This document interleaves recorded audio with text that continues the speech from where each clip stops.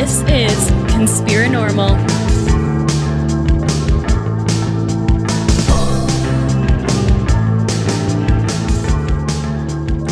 Okay. Welcome, guys, back to Conspirinormal. And it is just myself this week because Serfiel is on vacation. Of course, by the time you guys are going to be hearing this, he will be off vacation. But as of right now, that's where he is. But I am happy to be joined tonight by a couple of the people from the Monster Madness crew. And we've got Steve Stockton. Hey there. And Heather Moser. Hello. Did I say that right, Heather? I say Moser, more Moser? like a Z, but okay. Yeah. Okay. All right, Moser. That's there you go. That's easier. That's actually easier for me to say. Yeah. So we're going to be talking about some of the videos that these guys have produced, and along with Zuri Willis, who is not here with us this evening. Mm-hmm. And Steve has been on Conspirinormal several times. In fact, I think, Steve, this may be the first time in a couple of years, I think, that you've been on, because I think it's been a little while. Yeah, it has been a hot minute.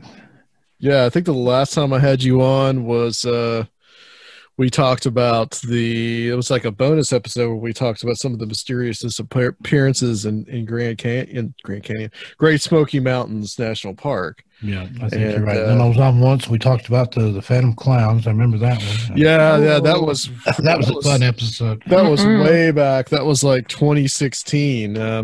But Heather, tell everybody kind of a little bit about yourself and kind of what got you interested in these weird subjects.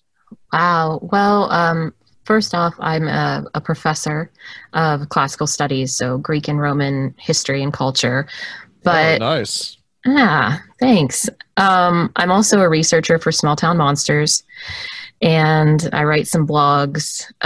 One for the Weird Writer blog for Into the Fray Radio with Shannon LeGros. And then I'm a co-host for the Caravan Library of Lore with Lady Ann, and write the blogs for that too. Well, as far as getting into all of this, it's probably partly because of when I grew up in Unsolved Mysteries territory, Robert Stack, talking about all of that ever since I was little and having the phone number memorized, but also where I grew up. I grew up in a small town not far from Minerva, Ohio, so the Minerva Monster was something very familiar. And there's Bigfoot sightings and all of that, of course, in the area. But I've always been fascinated with ghost stories as well, raised with some stories like that. And yeah, so I guess that's kind of what started all, fascination with Ouija boards, monsters, ghosts. And then it turns out even when you grow up, you can still look into all this stuff. So you had the number to Unsolved Mysteries memorized? I did. I do not anymore. No, I don't. But I used to repeat it every time, which my parents got a huge kick out of. Did you ever call it? No, I didn't have anything to share. Just call it to see if Robert Stack answers. That would have been probably. Is your refrigerator running? Is there any crossover between what you do with the kind of like folklore and paranormal world and then with the classical studies world? Is there any kind of crossover there? Yeah, sometimes. Actually, part of I took a few classes of epigraphy, which is the study of inscriptions, whether that's tombstones or writings on triumphal arches or coinage or whatnot. That also includes something called curse tablets. And so that was something I was super fascinated with, were curse tablets and the phrasing and the different deities, if you could even read them, that the curse tablets would have inscribed on them. And then, there are ghost stories in antiquity and monsters that get brought up, UFO type stuff, all of that is there. And so that's been always a favorite part of any of the studies for me, is to get into those kind of aspects. Okay. Yeah. Excellent. Any Roman ghost stories that you know particularly? Yeah, so Pliny had a story. I'm not going to remember the dude's name right now, but he had bought a house and there was a ghost that kept showing up every night as he was trying to write in his ledger. And he had chains on him, and he showed up and he'd rattle his chains, and the owner of the house would ignore him. This went on for a few nights. And eventually the guy decided, you know what, I'm going to follow him out. I'm going to see what he wants. And he followed the ghost, who disappeared I think it was right outside of the doorway to the back. So a liminal space. Disappeared, and the next day they started to dig in that area, and they found bones of a man who had not been properly buried. So then he buried the body appropriately, and the ghost never returned. I think that might be one of the oldest ones in Roman literature anyway, I've read. Oh, okay. Yeah, that's extremely interesting. There is something else for my master's degree I wrote. My thesis was based on moral panics, specifically the Bacchic cult. I utilized the connection between the moral panic of the European witch trials in the 15th through 18th century, and compared it to the persecution of the Bacchic cult in 186 BCE. And, we kind of demonized, well, we didn't, the Romans, the ones in power, the Senate, demonized the people that worship Bacchus. And we see that a lot in this kind of study as well. The satanic panic, all of this intertwines. Right. So, yeah, you can bring history into it. It's fun. Nice. So that's I did not know that you were a classical studies professor. That's extremely interesting. That's a particular time period in history that I find extremely fascinating. Just the whole the Roman Empire and and all that stuff. And actually, we may need to have you back on at some point to talk about some of that, because I think that would be sweet. That would be really interesting. I really wanted to try to get somebody to come on and talk about kind of like the decline and fall of the Roman Empire or something like that. So if you're up to that, let me know. Sure, that'd be fun. So. Monster Badness. Now, I should mention that our Strange Realities conference that we just did here about a month or so ago, that we actually featured some of those films in there. And how did you guys become a part of this? Well, Zuri messaged me. Same. Zuri was kind of the glue that brought it all together, and she came up with basically the idea of how she wanted it to look. Heather wrote the scripts, I did the narrating, and then edited everything together. So and Josh Stewart does the illustrations. The custom original illustrations, it all gelled together really nicely. And then Heather and I'd worked together.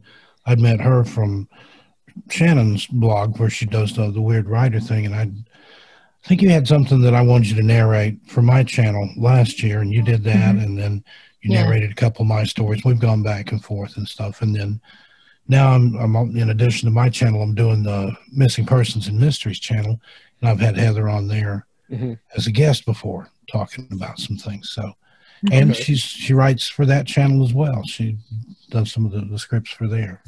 Well, we need to talk about that too, because definitely, like I said, we had you on before talking about that, Steve. And I tell you, I think I've told you many times I could listen to you read the phone book. So I think you guys have found the perfect narrator for all of these. And I actually had the pleasure of writing one of the scripts for one of those. That was the Dover Demon that I kind of adapted from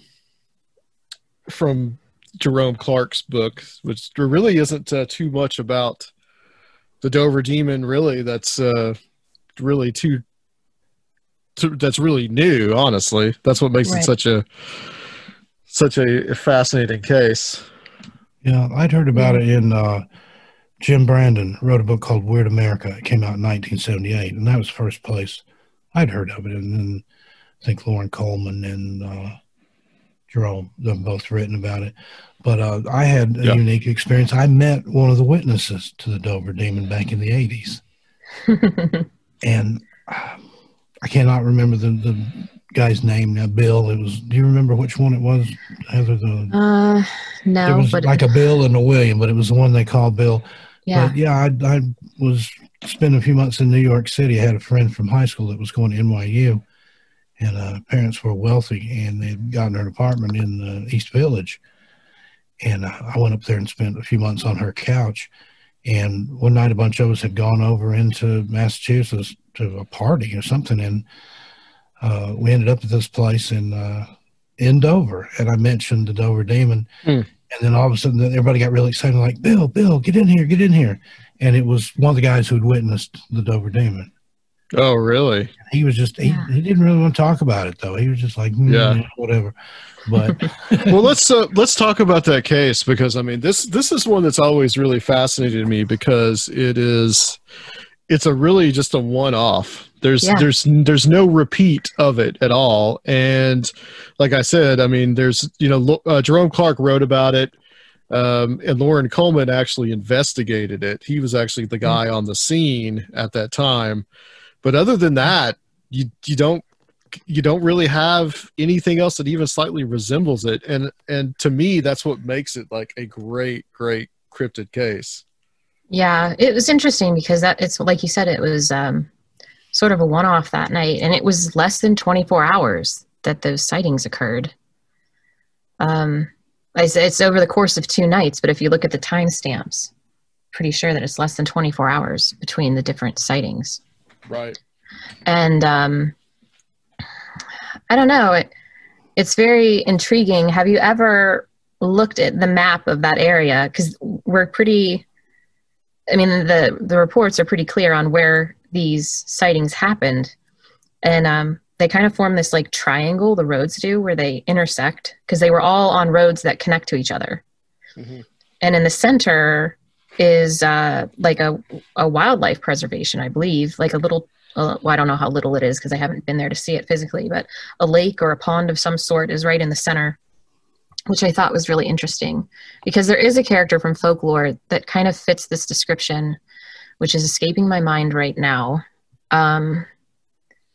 But that particular character usually frequents waterways and wildlife areas and doesn't really cause any issues unless it's been upset, like it's been offended. And I wish that I could remember what it's called, but it's slipping my mind at this point. I'm going through my notes right now. kind of like a troll-like kind of character or something like that. Yeah, the word wasn't troll, and I don't know. I think I know what you're talking about, and I can't think of the word either. I don't feel like it's puckwudgie. I don't think that's it. It was similar to that, but that wasn't the one I'm thinking of either. I have this all in documents because I'm always researching stuff, but if I find it, I'll shout it out randomly. I mean, with the oversized head and stuff, it kind of reminded you of a gray, right? But yet it didn't. And then it had like the spindly legs and arms, again like a gray, but then it had like suction cups and things that they observed where it was wrapping its fingers around the tree and stuff. And to me, it didn't appear that any of the witnesses felt anything evil or malevolent off of it. It was more like it was scared of them because when the one guy approached it, he thought it was somebody from school and he like yelled at it and it stopped. And then when he got closer, it took off and ran down the ditch and back up the other side. Almost like it was just like an animal of some sort, like it just had that same kind of fight or flight response. Yeah, but it didn't have any fur or anything like that. I think they described it as being I think there was some discrepancy on the color, I think, like one person, but I mean that could have just been the light, the light conditions of the time, right? It was seen. That's true.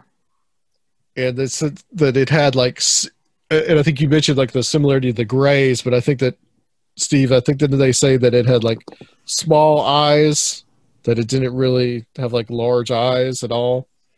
Yeah, that's what I remember. I haven't looked at that case since we made that video. And I didn't know you wrote the script for that one. That was a good script. Yeah, yeah, that was me. And then, It's always been one that since I read that book, that's like really stood out to me for some odd reason, because it's just so damn. I saw it in Weird America. And, they had the pictures there, they had the witnesses, and then the drawings that they had made, the similar drawings and things. And that was the other thing, that I don't think they really knew each other, but yet what they drew was almost exactly the same thing. So it was obvious that it was a shared sighting or similar sighting. But and again, like you said, it was all just within the space of 2 nights, but within 24 hours over those 2 nights. And then that was it. And where'd it come from? Where'd it go? Yeah. Fascinating. Absolutely. Yeah, it is an absolutely fascinating case. I wonder if there's been any, maybe other parts of the world that have seen similar things and it just doesn't get connected up, or what would be happening there. Yeah. It's absolutely possible, especially if we label them differently, People tend to not cross-reference. Like when I was in Southeast Asia, there was a village there in Thailand where they had seen some small creature, and the local skeptics there said it was like a monkey with the mange or something that lost all its hair. And that's kind of what they described there, but it wasn't really like a monkey though, with as far as the shape of the head and things like that, unless it was deformed. But I don't know. I've never really heard anything other than that one story that was even remotely similar to it. Yeah. Yeah, it's a fascinating case. I've always, like I said, it's always had this real love for it. We could talk a little bit about, I guess, closer to home, I guess, for us here, Steve, would be Knobby, the Tennessee Wildman. Yeah, that was an interesting one. And it's like, he's kind of like a Bigfoot, but not a Bigfoot, or they called it, I think, the Tennessee Bigfoot. Well, yeah, Knobby and the Tennessee Wildman are 2 different entities, though, because Knobby was in North Carolina. Oh, and then the Tennessee Wildman. That's right. I forgot too. Yeah. But now in Ohio, don't you have something like the Grassman, and that similar to Bigfoot, but not? Oh yeah, we've got the Grassman and the Minerva Monster. Those are. So Knobby was in North Carolina. I remember that now. But the Tennessee Wildman, it was like they were describing a Bigfoot, but one of his prominent features was a beard. In the later sightings, they saw it over a long period of time, but it seemed to be the same one that had aged and it had grown this long beard. So yeah, Knobby was similar. Heard of a Bigfoot with a beard. Yeah, Knobby was very similar with that, where he has the long gray beard too. Yeah. Those 2, that's the only Bigfoot type creatures I've heard of that had a discernible beard like that. And it makes you wonder, are they related? Because that's, the areas aren't that far apart. Sure. Well, and the one thing that I thought was interesting with the Tennessee Wildman, if I'm recalling correctly, some of the reports were specifically about the creature coming down and taking women. Or trying to abduct women, maybe not necessarily grabbing a woman, but letting out this crazy scream before trying to grab a woman, where I don't recall ever seeing that about Knobby. No. So, but there were sightings initially. I think Tennessee Wildman was like it's either in West or Middle Tennessee, but then later on there was a sighting in, I think it's Elizabethton or somewhere like that, farther east.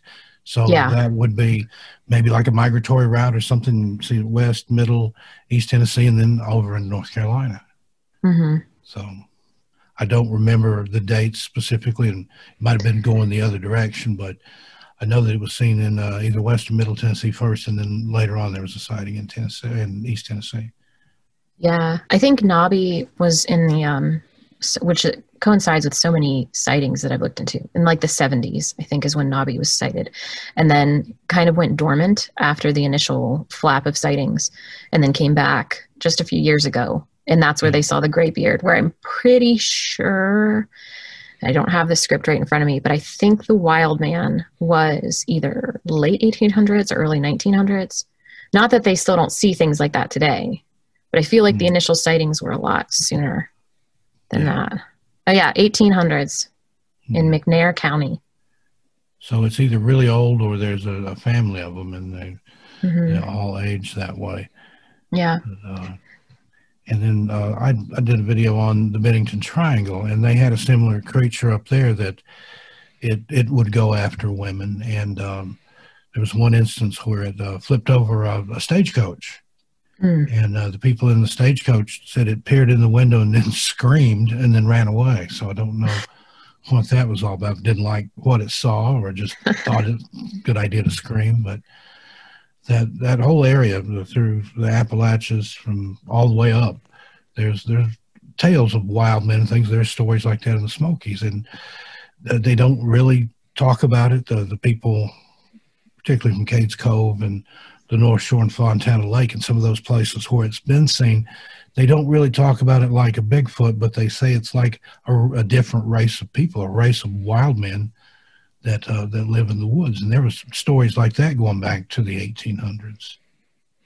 Right, which kind of figures into the Dennis Lloyd Martin case. Yeah, exactly. I was just going to say there's a guy on YouTube called South Force 10, and he's from the area. I think he lives in Cades Cove, or is from Cades Cove, and supposedly has some insider knowledge, and he talks about the government hiring people to go in and hunt these men and kill them to like thin it out once they got so bold that they were attacking people and stuff. And according to him, now this is all his insider knowledge or family passed down info or whatever, but that's why the Green Berets were called in on the Dennis Martin case. They went in and slaughtered this family of wild people that were not just wild men, but there were wild women and children there too. And they went in and took them out, but it was too late to save Dennis. So are they talking about like normal sized human beings that are living out there in the woods? Well, I think they do tend to be of a bigger stature, and they're covered in hair. But I mean, it sounds like a Bigfoot, but it's not. I'm not sure where the distinction. I mean, I'm sure there's some blurred lines there, but that they are taller. They have a taller stature, and apparently they're very strong. And but some of them I've heard are not as completely covered in hair. While they have a lot of hair on them, they're not completely covered, you know, a shaggy coat or anything like a typical Bigfoot, but still covered in hair. I don't know how they would be able to get away with something like that legally without a lot of people knowing. Yeah. That seems odd to me. Yeah. Look for that guy's channel, South Force 10. And it really, I mean, it's way out there thinking, but it ties it up in the neatest package I've ever heard in regards to the Dennis Martin disappearance. Even the part about the FBI field agent from Knoxville that was over the case that committed suicide in a nightclub on Kingston Pike in Knoxville. And it was supposedly because of what he knew that had gone on there with all that. Huh. It's a rabbit hole, man, I'm telling you. That's I mean, I had heard of the whole wild men connection. Of course, that's like an integral part of the case. You know, that they saw the large hairy person carrying someone. That was one of the, you know, we've talked about this on the show before, and I've talked about it with Micah Hanks. That was the Key family sighting, which was not too far from where Dennis disappeared, where they saw what they described as a hairy or shaggy looking unkempt man running up the hollow with something over his back after they'd heard the most blood-curdling scream they'd ever heard. And he's retired now, but there was a park ranger, and he was one of the ones that assisted in the search for Dennis Martin. His name's Dwight. I can't remember. Dwight McCarter, I believe. And I've actually seen interviews with him that wasn't about the Dennis Martin case, where he talked about at one time there were wild people, wild men, as he described it, that lived in the national park. I mean, there's some rugged wilderness back in there in some of those places, and there's certain areas they call hells, they call them that because it's just almost impossible to get through. One of the most famous one is Huggins Hill. And it would be possible, I think, to get back in there and live off the land and forage. I mean, there's game to hunt and trap. There's things to eat. I suppose you could fish. But Dwight McCarter said that he knew of at one time that there were stories, and it was kind of one of those things where he acknowledged it, but he didn't. But apparently there were wild people that lived in the park even after they cleared everybody out. So do you think that there's a possibility that the Tennessee Wildman could be some of these people, or could be whoever? I don't rule out anything. Just some of the stuff I've seen and experienced, I can't judge anything or deny anything. But the Cherokee, they have legends of a Bigfoot-like creature that lives in the mountains there. Yeah, it's another race. I mean, they also have little people that live there. There's supposedly a race of very small people, 2 or 3 feet tall, that the Cherokee were familiar with, but they didn't get along too well, so they avoided them, but they acknowledged them. Yeah, you get the moon-eyed people too. Mm-hmm. Well, I guess that it's entirely a possibility. I'm going to have to check this channel out, because that's interesting. I said if a tenth of what the guy says he knows is true, it's astounding. Yeah. Well, let's talk about Knobby a little bit, since I kind of, conflated them. Yeah, I did the same thing. I went right down that road with you. There's so many wild men. It's just right. It's par for the course. It's hard to keep up with them. Yeah, Knobby was in. I think the first sighting was 1978, so late 70s. And he was named after Carpenter's Knob, an area down in Cleveland County, North Carolina. One of the most interesting things, which is skipping ahead toward the end of the sightings, the more recent ones, there was an interview. If you just Google Knobby, you'll come up with some recent interviews with a person who's seen them lately. And I'm pretty sure the last name of the person is Cook. I know one of the first people to see Knobby in the 70s was someone named Minnie Cook. But anyway, one of the more recent sightings, they talk about feeding him moon pies. Oh boy. Moon pie and RC Cola. Yeah, apparently he prefers sweets. So, but yeah, it started off, I think the end of 1978, like the tail end of it, that a woman walked outside and she kind of saw this tall, hair-covered creature amongst the wood line, got a little bit nervous. And then there were other sightings in the area, and pretty soon word got out. And the next thing the little community knew was there were TV stations. And of course, it's just like any other small town when these sightings start. It's TV stations, radio stations, and then trucks full of people just coming in to hunt it. And they even made a song about him. Yeah, they did, which Steve put in the video. Well, that was the second song. When he came back, then somebody else recorded a song called Knobby's Back, and it's very tongue-in-cheek, but if you listen to the Knobby video, I've got it at the end of it. But it became such a popular thing there. The community, at least they used to, they really embraced it. You can find old newspaper articles where they have pictures of people with T-shirts with Knobby on it. So I think that's pretty smart, actually. And I love that, like when they embrace it and celebrate. Like you've got the Mothman Festival. Oh yeah. Bishopville, South Carolina. Is that Lizard Man? Lizard Man. Mm-hmm. I went through there one time, stopped at a gas station, and they've got like one whole corner of the store. There's like Lizard Man keychains and Lizard Man T-shirts and Lizard Man coffee mugs and Lizard Man air fresheners. And like, this is great. Every town, every little community that has some oddity or something weird, that's what they should do. They should celebrate it, market it, merchandise it. Sure. Why not? Yeah, definitely don't hide it, because that's something that I noticed whenever doing the research for Momo, the Missouri Monster, for Small Town Monsters. That was a small town called Louisiana, Missouri. And in the beginning, when the sightings first started there, Momo was a Bigfoot creature. They kind of embraced it to begin with, and then they kind of swept it under the rug after that. They didn't want to talk about it. They still aren't too keen on talking about it. But, you know, these small towns, especially, I just don't see how it couldn't be a source of revenue, you know? Yeah. Well, look at Point Pleasant. I mean, that's a big moneymaker there. I know. I was heartbroken when the festival couldn't go on, because that's a major hit, I'm sure.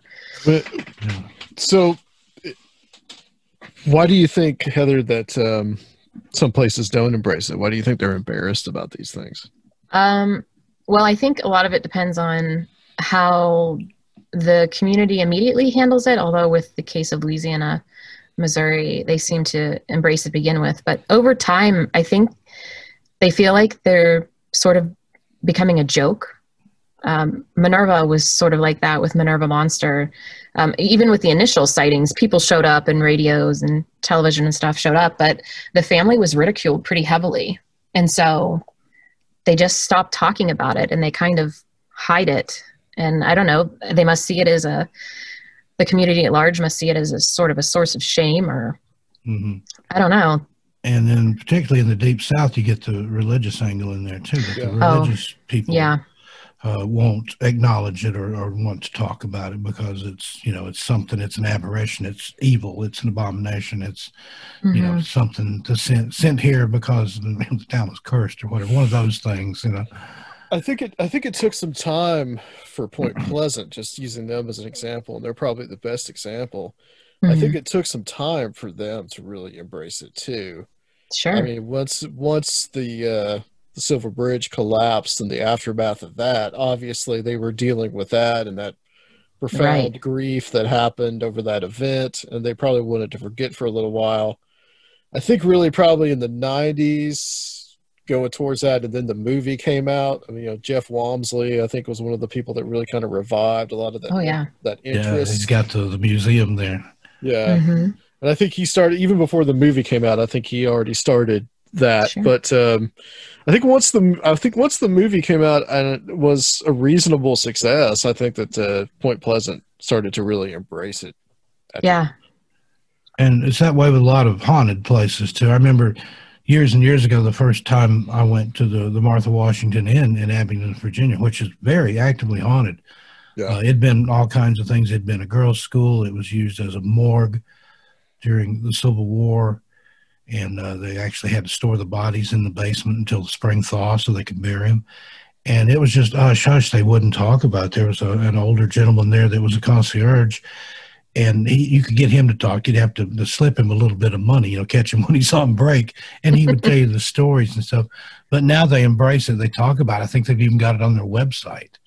Yeah. And it's just, was, you know, kind of a shame, or, you know, we don't talk about that sort of thing, to now I think there's almost like a new golden age, new renaissance, if you will, in the paranormal, because of all these shows and because of all the interest in it. And these places see it, you know, it may be a marketing thing, but still it's the history of that place and should be celebrated. Yeah. And then you get places like Gettysburg, you know, that everybody knows that there are tons of books and things about Gettysburg being haunted, but I was actually in contact with one of the park rangers for the National Park Service because I was researching cursed objects, particularly items that get taken from somewhere and then returned later with a letter of apology or regret. And so I had tracked down a park ranger who then forwarded me a handful of letters that they get every year from people taking rocks or sticks or whatnot from like Devil's Den in particular and other places around Gettysburg. And then of course their life falls apart.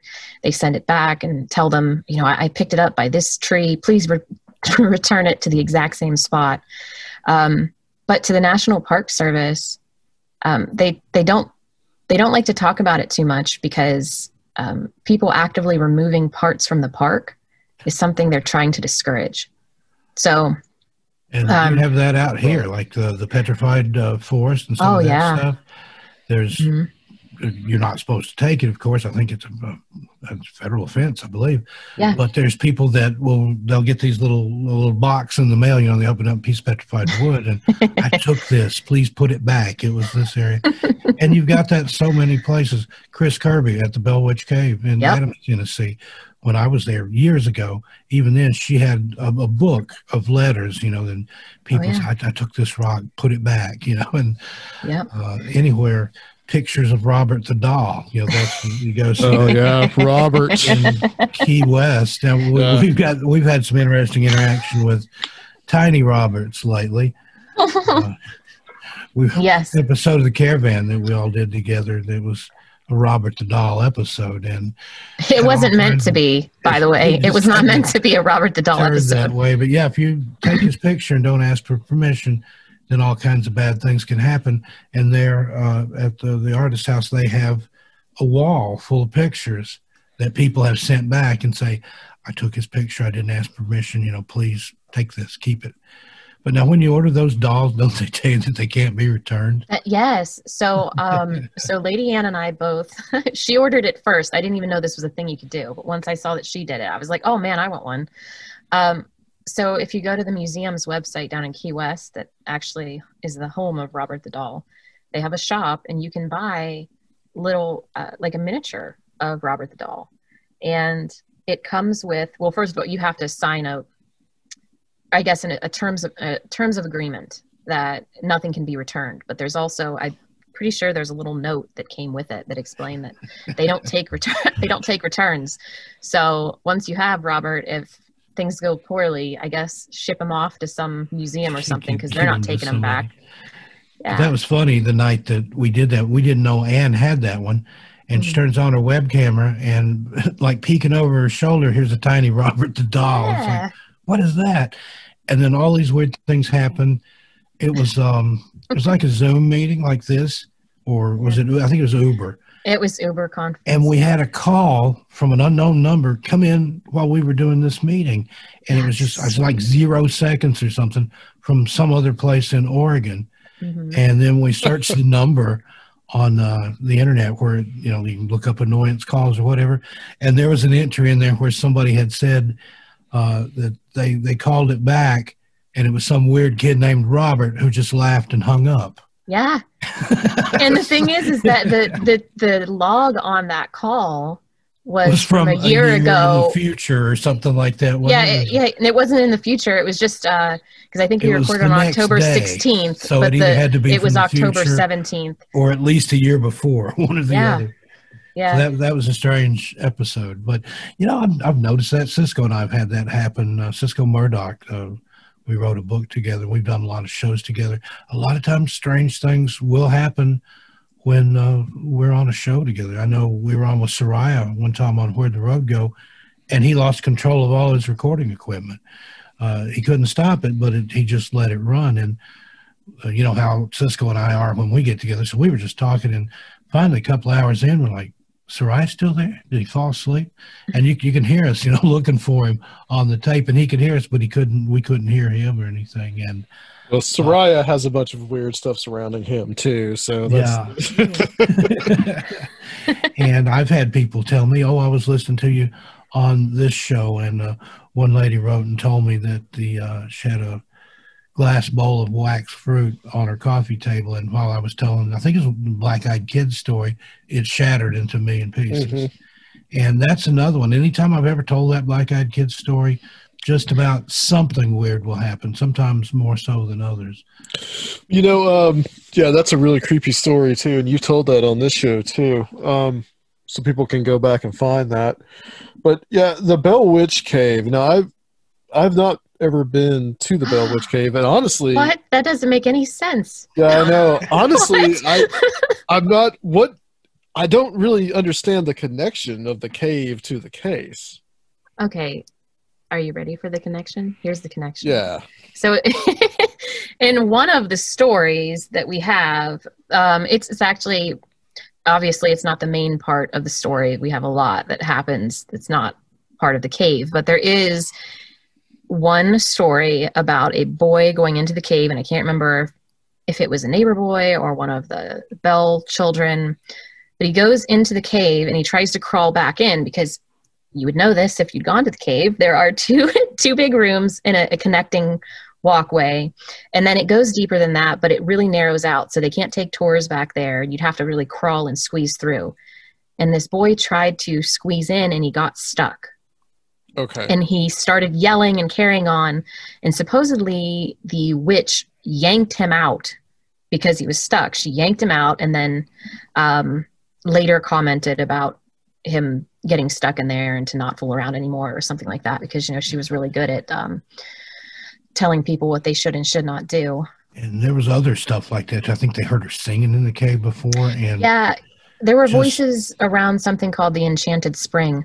Oh, but also the above the cave there, of course, this is all over that area of Tennessee, and I would imagine most places around there. But right above the cave, there are graves, like burials from ancient tribes. And so the story where, is it Zuri and a friend go and take they're digging around, they find one of these mounds and they pull a skull out. Yeah. And they bring it back. I have heard this. Yeah, that's... Yeah. So I'm... talked about that, yeah. Yeah, I'm wondering if it may have been... I would have to go back. I'm wondering if that may have been the same one, like the same mound, because we know that there are burials above that cave specifically. That's interesting. You know, Seraphiel and I ran across something, and of course we're fascinated by the whole mound builder stuff and all that. And then of course, I mean, you being in Ohio, Heather, I mean, it's replete with mounds. I mean, that's where Cahokia is, and the Serpent Mound and all that. Mm-hmm. But it's interesting because there was I think it was Joe Nickel. Mm-hmm. A skeptic was one of the ways that he tried to debunk the Bell Witch story is that he said that it's actually a Masonic allegory. Oh, stop. So I don't know. There's something to that. There's something to it. Yeah, I know, because I've read that too. And he talks about like toward the end there, the end of the story right before John Bell dies, the last time that he's physically outside of the house, and he gets seized with this fit, and his son is with him, and they're trying to walk back to the house, and his shoes keep flying off of his feet. And his son would come and try to put the shoes back on him, and no sooner would he get his shoes off and try to walk again that the shoes would fly off of his feet. And that was some sort of Masonic connection there. Of course, I'm not a Mason. I couldn't be if I wanted. But I have heard that is one of the Masonic connections. You could join the Order of the Eastern Star. I could, but I don't want to. And but there's here's the other thing though, is there are so many other parts to this story that are simply folklore. Right. You know, that has nothing to do with the Masonic Lodge. And I partially wonder if some of the connections that he's made aren't sort of just wanting there to be a connection because there's a mystery to the Masonic Lodge, you know? Other things I've heard, like in the Jack the Ripper stuff, there's a whole book about how that was a Masonic thing. Yeah. The way the bodies was laid out with the intestines draped over the shoulder and things like that. That weird graffiti that was on the wall. Mm-hmm. Yeah, but in general, there's stuff in the Bell Witch story that goes back, well, not only like Appalachian folklore, but goes back even further. You can find ties in the way that she is represented in the books to the way that witches are discussed in the Malleus Maleficarum. I mean, it goes way back. I just don't think, I don't know. I get what he's saying with some of it, but I'm not buying it. I just found it to be an interesting, what an interesting way to debunk it is that it's a Masonic allegory, and then like he would just leave it there. My question would be is like, well, why? Why is it a Masonic allegory? Right, exactly. Who's making this allegory? Yeah. What's the point of it? That's the other thing. Like, why? What? Like you said, why go to that length? it's interesting how the mounds pop up in the legend. Yeah, that's fascinating to me, and the fact that the kid pulls out the stone, and I remember Troy Taylor. I saw him talk about this at a conference a long time ago, and he talked about how that's when it really started. Was the Bell sons dug into this Indian mound, and then all of a sudden people started seeing this large dog-like creature. Yeah. And then the manifestations kind of just ramped up from there. Yeah, it's the part of the way that it's described in some of the original texts, and I say original in that's like the oldest that we physically have right now, but it wasn't necessarily like, I don't know, the whole it's shady. Anyway, they bring up the idea of when they're demanding for the witch to tell them who she is. Why are you here? Who are you? She goes through an entire list of things, but she touts them along for a while. She says that she's a spirit who's been disturbed. And so that's when the story comes up of the boys taking the skull and then bringing it to the house, and they either threw it against the wall or dropped it, and a tooth goes down through the floor. Mm-hmm. And so John Bell, he starts digging up underneath. They can't find the tooth, and then the witch laughs at them. So then she says that she is, or she was a traveler who had a treasure buried underneath a rock near the Red River. And she tells them exactly where to go and keep digging. And the guys dig all day long to no avail. And then that night she laughs at them again. She just never really gives them a clear answer. I mean, she tells them at first she is, but she was just messing with them. But I don't know if I guess I'd have to go back and look at the timeline, because I wasn't necessarily sure that that's exactly where it started. As far as the boys necessarily bring that up, that's certainly a way to look at it, because she does claim that is part of it. But that's also in the story the same time where she laughs at them for believing that when they tear up their floors, and then gives them another story to follow, another lead. Wasn't there some bird-like creature too, in addition to the dog that they shot at? And the boys saw rife with tails. And I heard one story about somebody that was taking a bath at one point in the Red River there at the little waterfall. Mm-hmm. And said aloud they wished they had a bar of soap, and one came over the falls. And then they heard, presumed to be the Bell Witch, laughing about it. Yeah, she would also like teleport in fruit from the Caribbean, and fruit and nuts and things that would rain down on the mom's lap. On Lucy's. Lucy's. Couldn't remember her name. Yeah, so you've got all these weird kind of apport things that going on, which are also part of poltergeist cases, and Jeff the Talking Mongoose case. I was just thinking of that. Very similar. Same thing. They could hear him, they couldn't see him. He would leave gifts and stuff. I think he did reveal himself one time, and they decided he was a mongoose like looking thing, but the same almost exact type of activity going on there. Yeah, because I was really heavy into the research for Bell Witch for the Mark of the Bell Witch that's going to be coming out by Small Town Monsters here. And when I was looking into old newspaper articles, I came across one about something called the Springfield Ghost, which the article was printed in, if I'm remembering correctly, I think the 1850s-ish or 1880s. But it was a similar thing, and they actually reference the Bell Witch haunting in that article.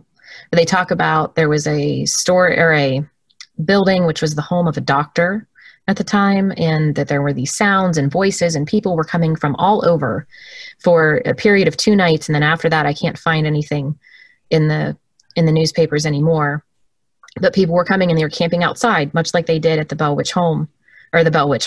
John Bell's home. And I just thought it was interesting that in the final few lines, they say that there was something known as the Bell Witch that had been in nearby Adams several decades before. Adam, I've got a question for you. Did you grow up in the Nashville area? Is that where you're from? No, originally? I grew up down here in Chattanooga, but I knew the Bell Witch legend. Yeah, I knew it growing up too. And one thing I told Heather about that she'd never heard, when I was a kid, there was a thing like Bloody Mary. except you go into the bathroom, look in the mirror with the lights off, and you say, "I don't believe in the Bell Witch" 3 times. And she come out and scratch it. Yeah. Heather never heard that. Did you hear that one growing up? I think I did. Yeah, I think I did. Did you do it? No, I never did it. I never had the courage to call on the. I was at the Bell Witch kid birthday party one time where one of the girls did it, and she came out with a scratch on her face, but everybody was pretty much sure that she did it herself just for the attention. And then there was another playground legend about the Bell Witch book that the big library downtown, you could never find it. It was always checked out. And then when it did show back up, they kept it in the reference section and wouldn't let you take it out of the library. And the story that grew behind why that happened was that somebody had checked it out and it was weeks overdue. And then when somebody had gone to check on this guy for something, they found him dead in his bed. And he had been there for a while, and he was reading the Bell Witch book. I've heard that. I heard that. Yeah. Heard that growing up in the 70s. Yeah. I remember I had like a 7th grade, one of my 7th grade teachers, I remember, told us all the whole stuff. And now you kind of look back on it now and you kind of think, well, a lot of it's probably just urban legend. Now, like Tennessee is very well known, but especially in the Nashville area, Middle Tennessee, it's much more part of the, I guess, overriding feel up there. And if you go to Adams, and I have been up to Adams does have a very strange feeling to it. Yeah, it's interesting. It's one of those things that until you're there, you can't really understand exactly how small Adams is. Yeah, there's really nothing there. It's really, really tiny. But this is also one of those things when people talk about debunking these stories, especially ones that have been around for 200 years, right? This is the 200th anniversary here on December 20th of John Bell's death by the witch or poisoning or whatever, if you want to debunk it and not have fun with it. But these stories that have been around for so long and then still influence people today, I really enjoy looking at how that's affected us as humans, I guess, and our storytelling in the communities. And rather than spending so much time trying to debunk it, it could have been that MV Ingram made it up. Why? I have no idea. But it doesn't really matter to me if he did or not, because it's still affecting things today. It's affecting the local economy in Adams. It's affecting the people that go see this cave and then take a rock and send it back. And it's not just the cave either. If you go to the high school, the old high school, which is now like the town hall / Moss's restaurant / Adams Museum, / community theater, because they all put it in that building / gas station. Yeah. Like if you go there, they will tell you, at least Tim Henson will, who's the historian, they get people sending things back to them at the school because they took it, whether it was a goose feather or they bought the little red book, which was Ingram's book, and things happen and they send it back. That's in our psyche. And I find that more fascinating than trying to debunk stuff, I guess. Well, see, I don't know if they still do it or not, but they used to have a thing there called the Bell Witch Opry, where they put on like a stage, like a musical presentation about the Bell Witch. Is that still there, Heather, or do you know? So every October, except this year because of COVID, they have been doing something called the Spirit Play. And I know what you're talking about with the Opry, and I think that's a separate thing. But the Spirit Play, they do that. They have a little festival, and it is in October, and usually includes Bob Bell, who is a direct descendant, and then other local people from the area and descendants if they can get them in to retell the story. Yeah. So, my personal opinion about the Bell Witch, I think that there is, I think that something real did happen. Probably some kind of real kind of poltergeist case. Yeah. But it was so distant and so long ago, people weren't really studying that type of thing. And I think that it's really kind of wrapped up in its mythology and in its legend. It's been, it's probably been over exaggerated quite a few times. But I have to wonder if it's when people take things from the cave and they have these problems, or they believe that there's a curse on it, you know, is it just all these people going in to this cave with this preset notion that we're walking into the Bell Witch cave? So then that gives the cave almost kind of like its own kind of power, its own kind of energy. Yeah. So a few years ago, I gathered, this is the whole reason that I was in contact with the National Park Service ranger. I gathered letters from Gettysburg, had some from the Bell Witch Cave, and then also from Hawaii, because people will take the lava rocks.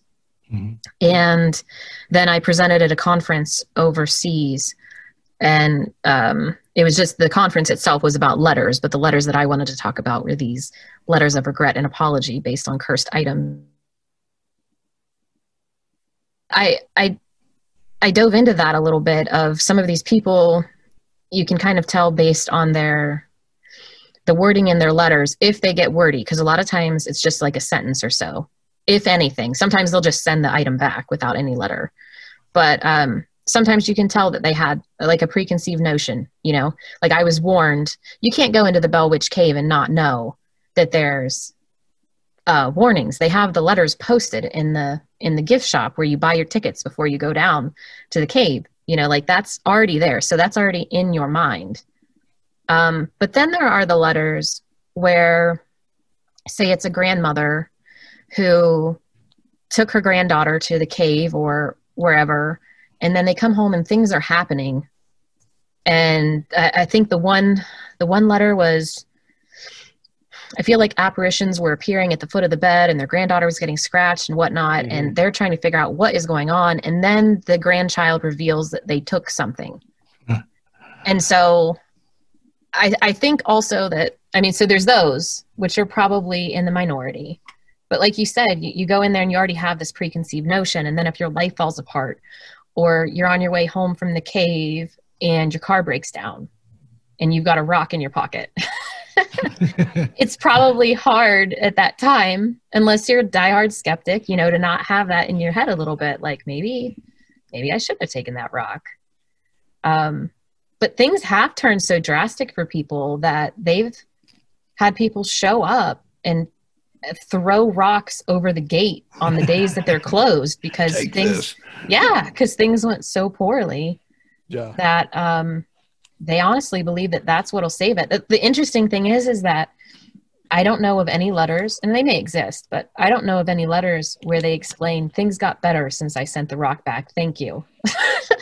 You know, there's like no follow-up that I'm aware of. Now there's one that I know of out here, just not far from where I live. And I've got a video of it on my 13 Past Midnight channel. There's a thing called the Troll Bridge. Ooh, and it's an old, unused railroad trestle. And at some point, somebody put a troll doll up there with the troll dolls from the 60s with the wild hair that stands up. And eventually more of them began to show up. And people would come and put these trolls on there. Now there's all kinds of different troll dolls and paintings of trolls. And some of them are way up in the trestle, you know, 40 feet up there and stuff. But there's a legend with that now. And when I was researching that, I found a story of a lady locally who, and that's one of the things, you cannot take one of the dolls. If you find one on the ground, you can pick it up and put it back on the bridge, or you can bring your own and put on the bridge, but do not take anything from the troll bridge. And I found a story from a lady out here that did, and she took the little troll doll home. She lived alone, didn't have any pets or anything, and she started hearing like little feet scampering around at night and giggling and things like that. And you know, it started to become very active. It started to get worse, and she thought, "What's this troll doll?" So she took it and put it back. And then she said that everything stopped after that. So I guess it does happen, and maybe there's just such a relief there. Or maybe once it does stop, you think, well, maybe that was it, maybe not. And you don't really want to, you know, subscribe to that just for fear of ridicule or something. But I think there's a lot of stuff like that where it does fix it and you just don't hear about it. You know, this reminded me, I wanted to say this before I forgot. So the podcast Lore, early on, I don't know which season it was, Aaron Mahnke talks about a ghost town out west. I don't know if it was California. I can't remember the state now, but they were having issues with tourists taking pieces of the town. And it became such an issue that the tour guides started to say, if you take something, you'll be cursed, which absolutely had not been something that had been happening, but they said it kind of just to see what would happen. And so now they'll get their stuff back with letters saying that, oh, I took something and X, Y, and Z happened. Please return it. I don't know if it slowed people down from taking things, but they're starting to get pieces back, I guess. And that was something where they just created it. It wasn't. Well, would that be like an inadvertent curse? Because we talked about that before. Oh, I see what you're doing. Somebody, because there are people that say that life and death is in the power of the tongue, and that you can curse someone as in putting a curse on them, but there are people that believe that you can, just by saying something the wrong way, you can put a curse on someone. Oh, Steve, you just got deep there. I'd never thought of that. That the guy, just by making it up, that actually created the curse, almost like you would create a tulpa or something. That's wicked. I've heard the same thing about King Tut's tomb, that they just made that up to keep thieves from breaking in there and getting stuff, and that one of the guards who actually slept in the tomb never had any problems. But then again, who knows? Did they create the curse? Was it already there? And then that's what suggested to them to create it? I mean, there's so many different ways you can go with that. Charles Fort said you can measure a circle starting anywhere. I think that what you could be dealing with a couple of things. I mean, one could be psychological, right? You could have a psychological effect. Yeah. You believe it, therefore it starts to happen. You mind over matter. That type of thing. Like a lot of voodoo and stuff. Yeah, like that. And the other could be that because people have willed it into belief, and all the energy that has been put in something like the Bell Witch Cave, people believe that this is where the Bell Witch is, and all that kind of energy that is put onto it, and it could be an essential negative energy onto that environment, is actually imprinted into the stone, and then they take the stone with them, and it starts negative things into their life. I mean, you could be dealing with an effect that's kind of a cross between both. Man, that's also exciting to think about. Yeah, it's interesting. I mean, when you start getting into tulpas, I mean, that's when things start getting, because we talked about Slender Man with Nick Redfern, and I mean, Slender Man is something that was absolutely made up for creepypasta. 11 years ago, and then people start to actually see Slender Man. So, and then I think little girls that were going to murder another little girl as a sacrifice to Slender Man. Where did they come up with that act? I think the Black Eyed Kids are another one of those. I think these are things that are manifested that kind of manifested from our own kind of collective subconscious. Yeah. So another place that really has embraced it is Hopkinsville. Oh, yeah. Or Kelly, rather. The Kelly Hopkinsville goblins. That place is really, because every year, and I don't think they did it this year, obviously, but they do their little like Kelly Green Man celebration out there.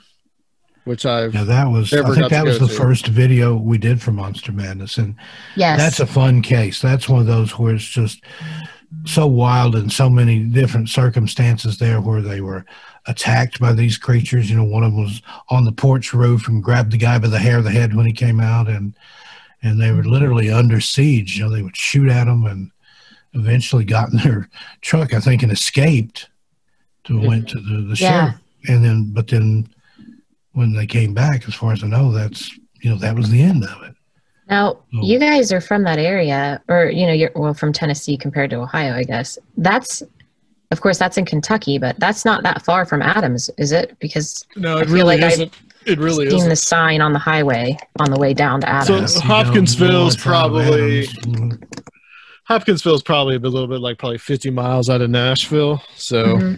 And they talked about that in Hillier, if you've seen that, how everything's kind of connected with what's going on in Hillier and other places, the Hopkinsville and other points. The cave system is what they point all that to.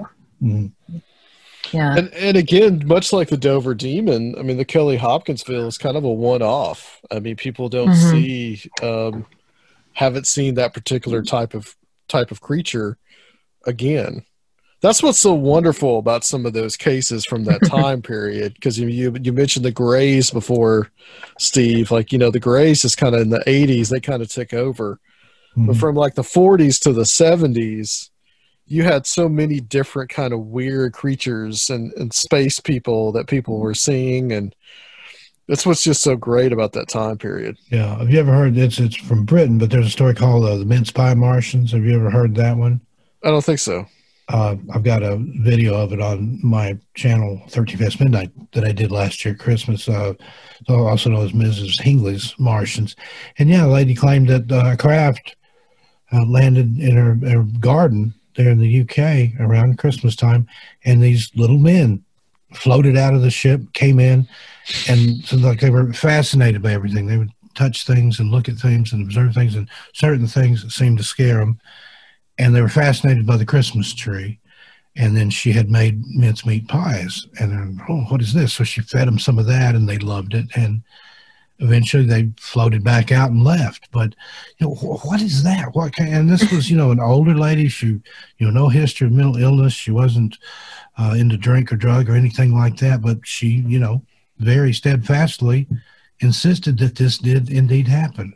And then again, you know, that's a one-off. That's just, you know, nobody else in the town, nowhere around there that I know of, was there another sighting exactly like this one, you know, whereas the spaceship landed in the garden.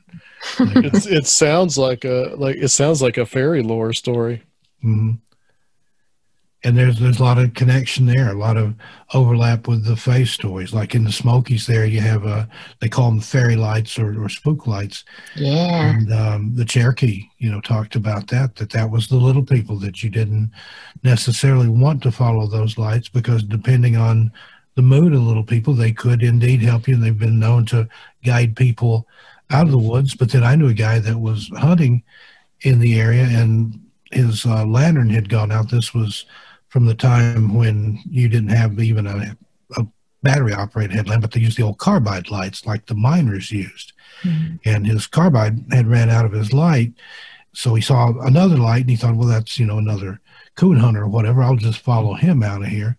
And follow him along, and at one point, he could see the light clearly where it had just gone through and the direction he went. And then he stepped off a bluff there and fell about 12, 15 feet, messed himself up real good. Went back the next day to find his gun. He couldn't find his gun in the dark, and said it was jammed into the ground, barrel first, several inches deep. But he said he watched the light, and he said it looked just like somebody with a light, or maybe even carrying a kerosene lantern or something, saw it cross this area, and that's why he thought it was okay to go that way, and then off he went. And the Cherokee have legends of people following those lights. If you've angered the little folk, the little people, they will lead you off into the woods, and supposedly then, according to the Cherokee, you wander for all eternity after that. And then again, this is the same area, Cades Cove, North Shore, Fontana Lake, that are the most haunted in the Smokies, and where a lot of these disappearances have happened. Wow. So, food for thought. Just like in I think it's Mount Shasta, or this, I believe, I may have got my stories mixed up, but one place out there where a lot of people have disappeared, the Native Americans in that area have a story about rocks that can open up and swallow people and then close back. And then in modern times, we have missing people there. So did these rock creatures that the local tribes knew of, is that what got them? Well, Mount Shasta, I mean, is interesting just from... Oh, the whole place. I've been up there, and it's a New Age Mecca for one thing. And there is an energy there. It's... I would compare it to Joshua Tree and Sedona in Arizona. It's a power spot, but especially Shasta seems to attract. I mean, you've got the Lemurians, you've got the Ascended Masters. Saint Germain, the IM, Saint Germain, Guy Ballard's IM movement starts up created there. A whole religion from that. A very he went up. He went up to the mountain and talked us to Saint Germain, and yeah, and was able to channel the teachings of Saint Germain, and had a congregation like 2 million or something at one time, I think, before they decided he was a fraud. And then you also have stories of disappearances there. That's where Robot Grandma. Are you familiar with that story where the little boy was lost and he thought that his grandma had come to get him, but turned out it wasn't his grandma, but a robot that looked like his grandma. And she took him back into a cave that he claimed, and this was like a 5-year-old kid, and it was the story that he told, just you wouldn't think of a kid being able to put that much detail in, but it was full of like rusted swords and old weapons with cobwebs on them and things. And she tried to make him poop on a piece of paper, and he wouldn't do it. What? And then yeah. And he wouldn't do it. I mean, Steve, the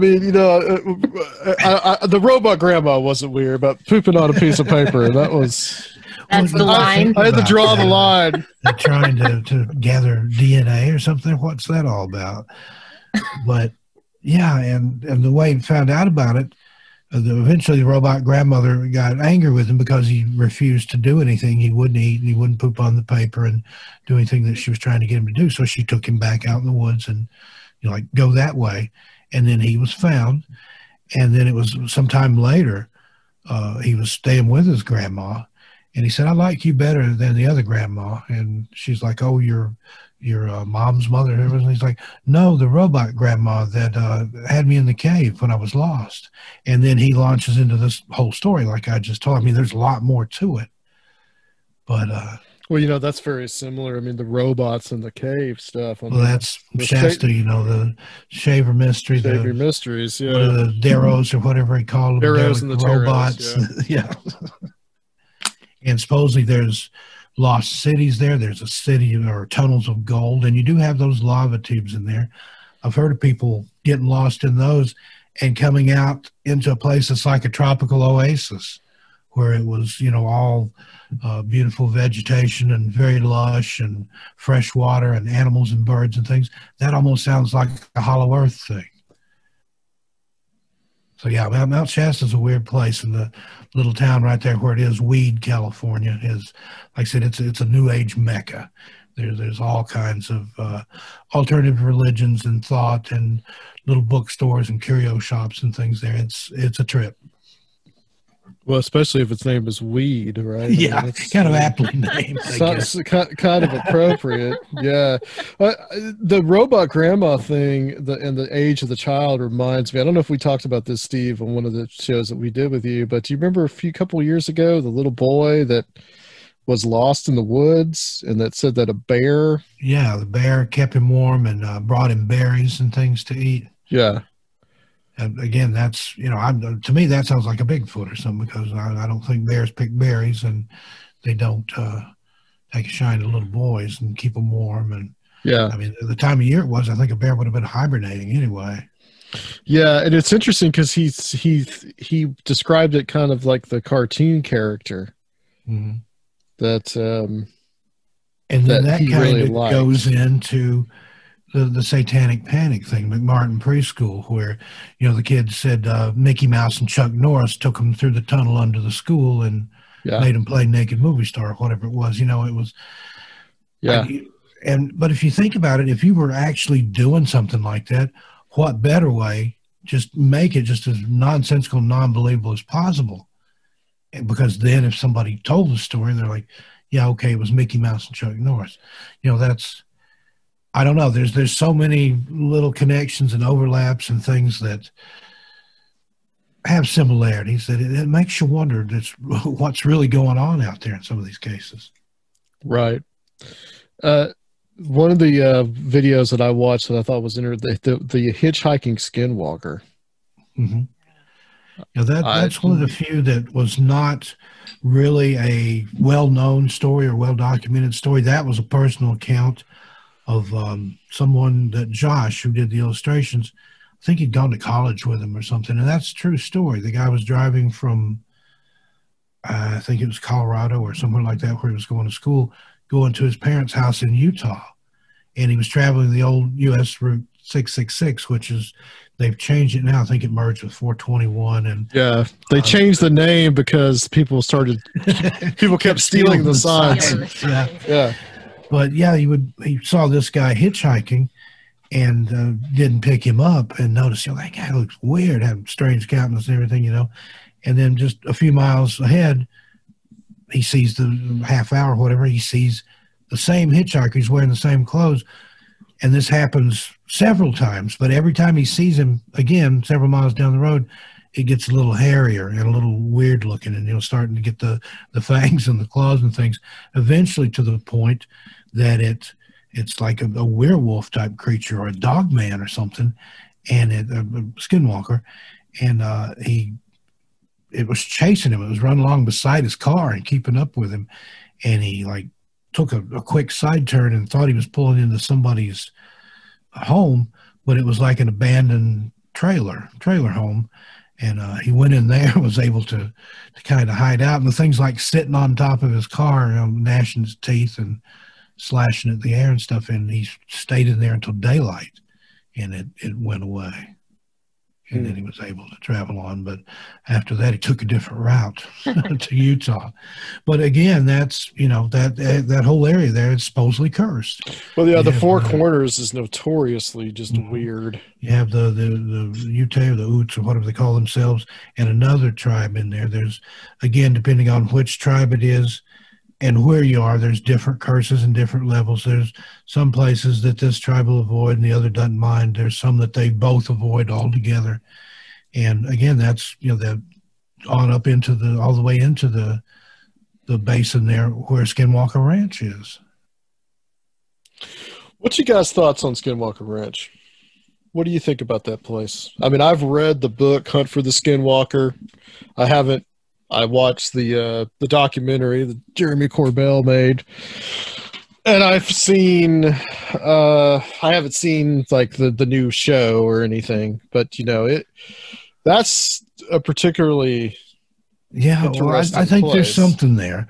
Definitely, there's UFO sightings and different creatures and things, and cattle mutilations. Sometimes I do a live stream on missing persons and mysteries, and I'll do like a campfire stories.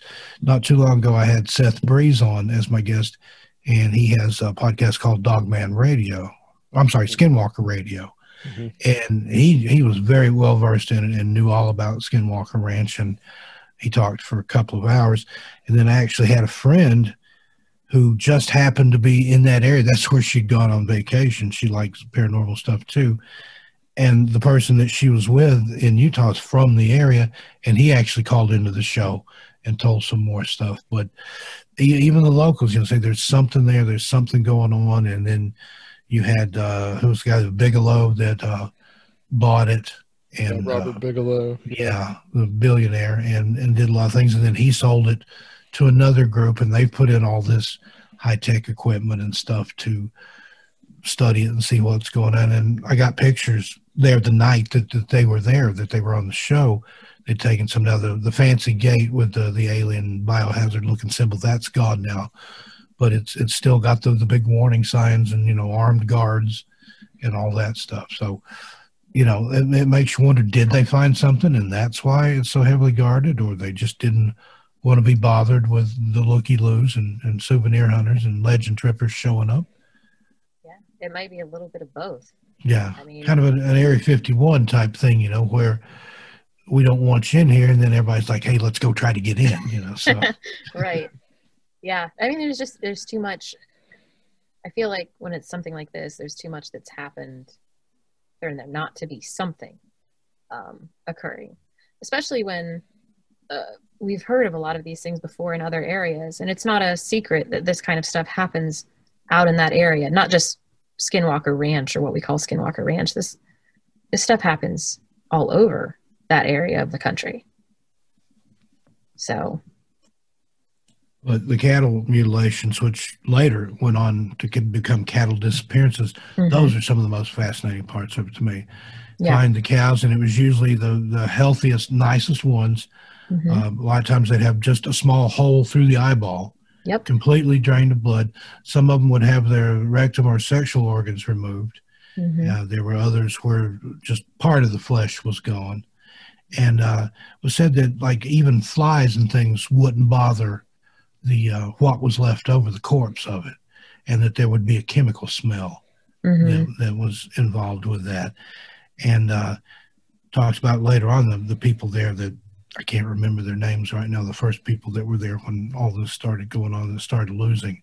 The Shermans, maybe? Yeah. It talks about how that when it snowed, they noticed that like cow hoof prints would go right up to the tree line and then just disappear. No prints going into the trees, no prints going any other direction. It's like kind of similar to Bigfoot. Yeah, it was just taken up.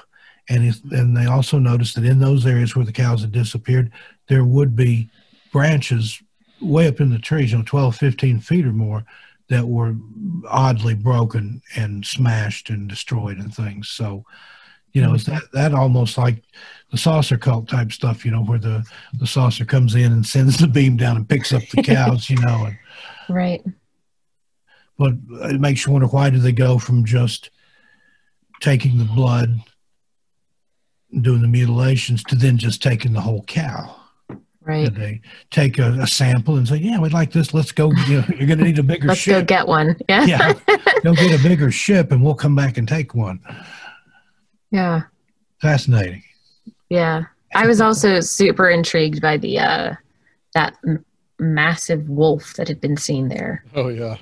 That, to me, was the most exciting part of the stories that I've heard coming out of there. The bulletproof wolf. Yeah. Shot it and know that they shot it and hit it, and it just got kind of looked at them, have the typical more active of a cat nature, where like you yell at your cat and it just kind of looks at you, that's the way this wolf behaved. It's like, that didn't hurt, the whole.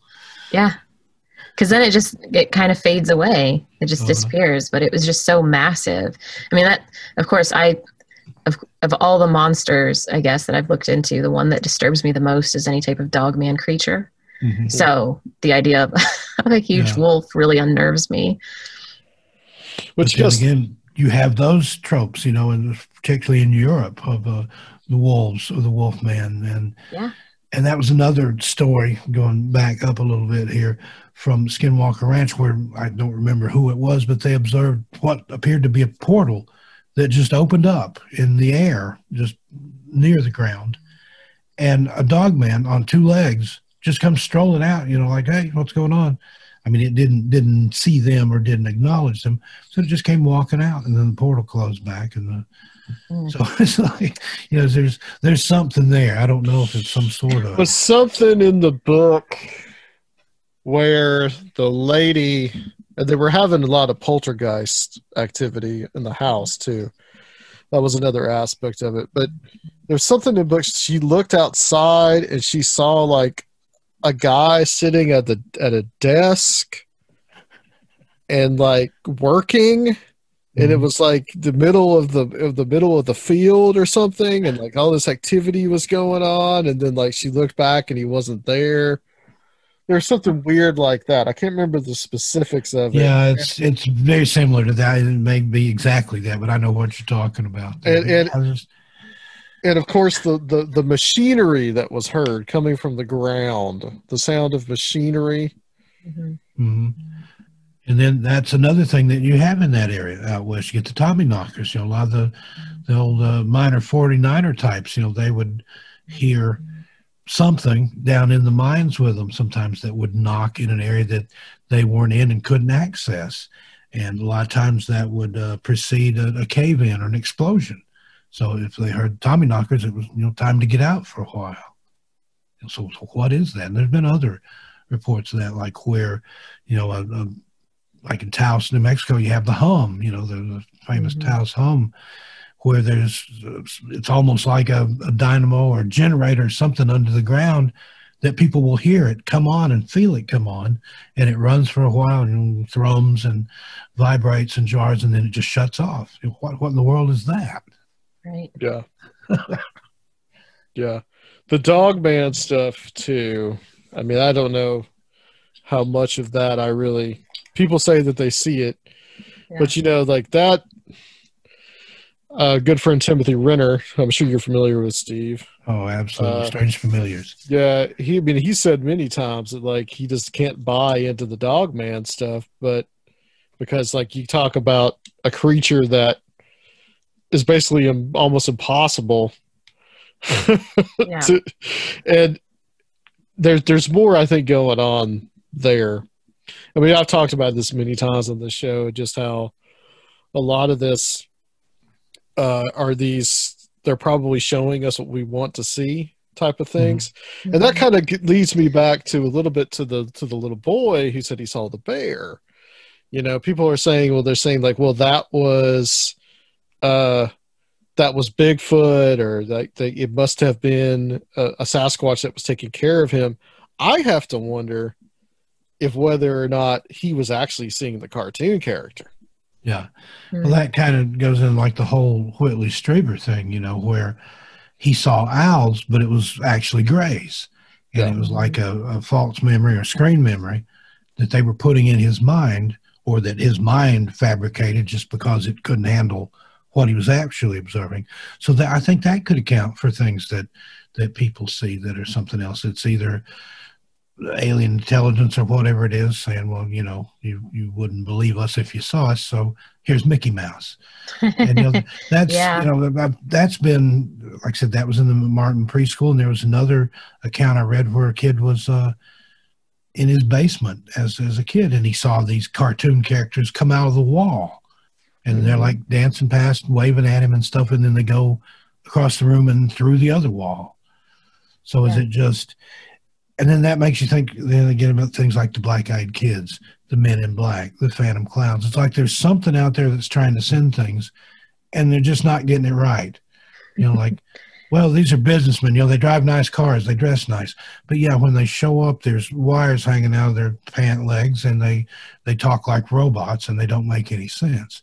Okay, well, let's try kids. Everybody loves kids, but these are creepy little kids with coal black eyes and dress strangely and talk funny and try to get invited in.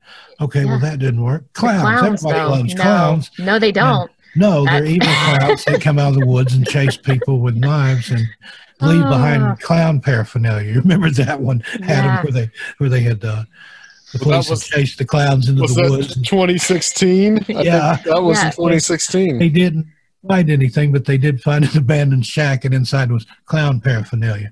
And we just were marveling over what that could be. Was it, a rubber nose or some big shoes or pancake makeup? I want to know still what clown paraphernalia would entail. Well, it's interesting, and I think we brought this up. I probably have brought this up before, but just the whole thing with the Phantom Clown stuff, and when that happened in the early 80s. And this was right after John Wayne Gacy. Okay. And I don't know how much that was in the popular consciousness at the time, but I mean, I would assume that possibly on the news, they at least showed him in his pogo outfit. And in fact, I do remember you talking to you about this, Steve, because you told me you actually had one of his paintings. Yeah, at one time I sold it for like $100 and made money on it. And if I had it now, it'd be worth thousands. But it was one of those things I just wasn't comfortable having it around. And my daughter was really small at the time, and I thought this just, it had almost like an attachment or something to it. But at the time I was taking a criminology class, and I'd written to some of these characters. Gacy was one of the ones that I wrote to. He wrote back, and I'd ask him about his paintings, and he gave me a little flyer that told what paintings were available and things.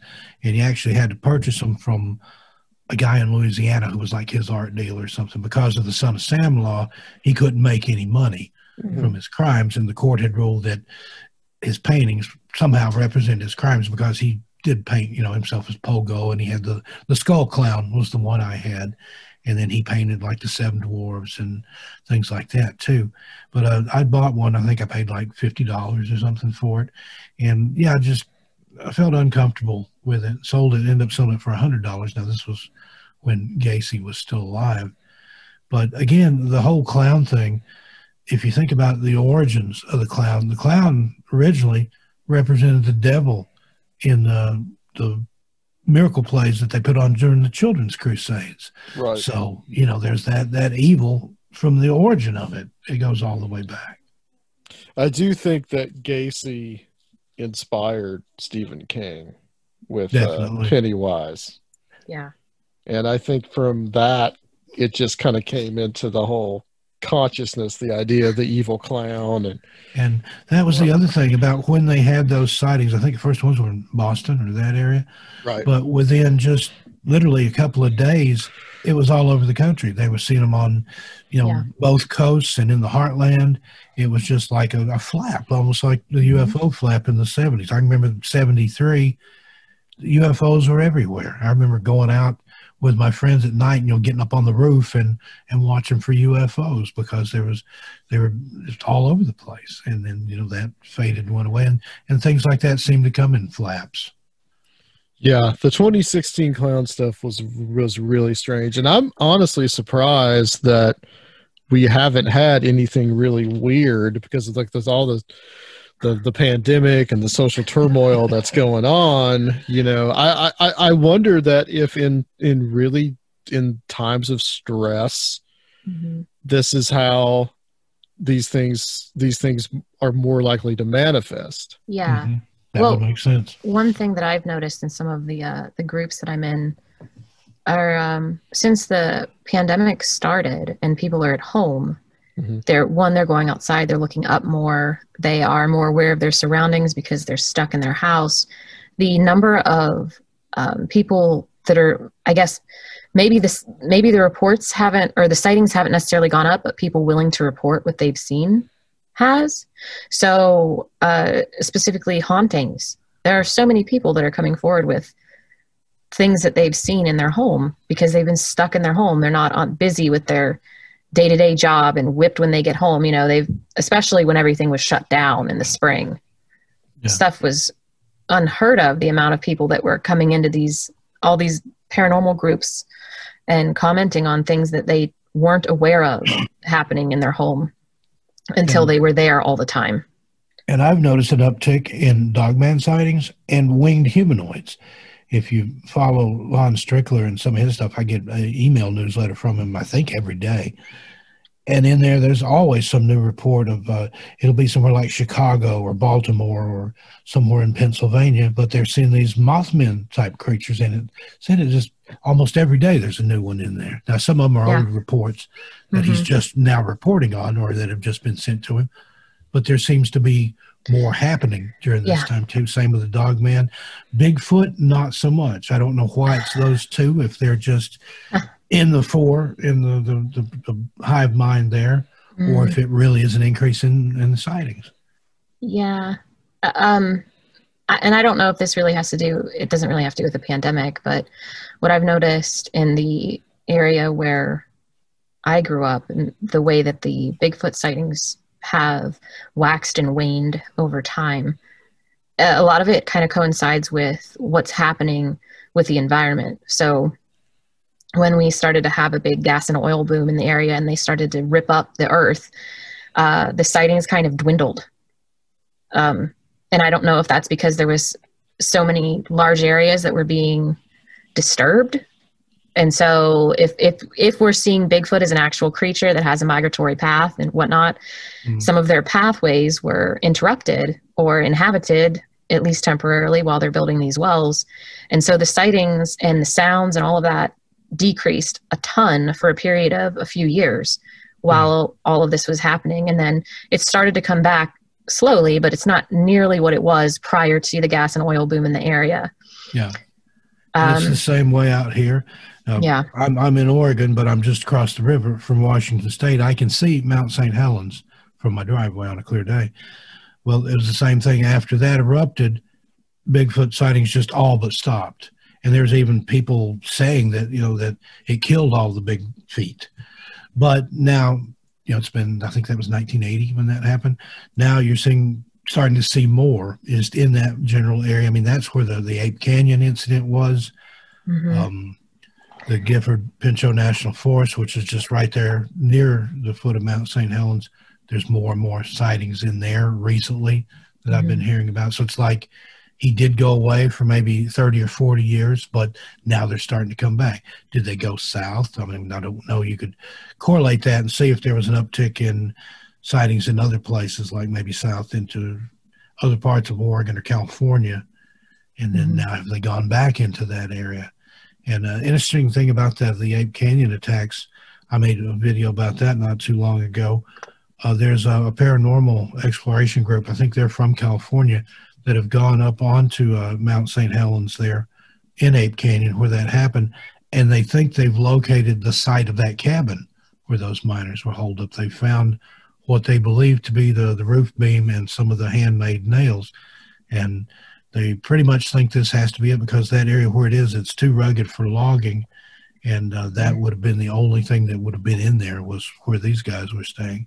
Well, the part of the story, one of the guys claimed to have shot one of the Bigfoot that were up on the bluff raining boulders down on their cabin, and it fell off the bluff. So they're thinking that if they have found the cabin, they're going to try to locate where this bluff was and see if there's skeletal remains there. So could be interesting. Yeah. Steve, there was something on your YouTube channel I wanted to ask you about, the translucent beings. Yeah, also known as the Glimmer Man. Now and you've had Robert Guffey on your show. Oh yeah. Talking about the Cameleo type thing. That's another one that's more prevalent. And again, I don't know if it's just more people are aware of it, more people starting to talk about it. I had a sighting myself in downtown Portland a few years ago. Late at night, I was waiting on the last train, the Orange Line, to take me back to my part of Portland, and I saw something between a street post, a street sign post, and a garbage can, and that's what it looked like. It was kind of short, but it was human-shaped, but it was shimmering. I could see through it, but it was like looking through saran wrap, and when it noticed that I was looking in that direction, it just kind of squatted down and hunkered down. But I could still see, like the top of it. And I got the willies. Now, I've had some weird encounters. I had the thing with the black-eyed kids. That's the scariest I've ever been. But this thing, it really gave me that fight or flight thing. And what I did, I waited and actually crossed the street against the light and ran out in front of a car.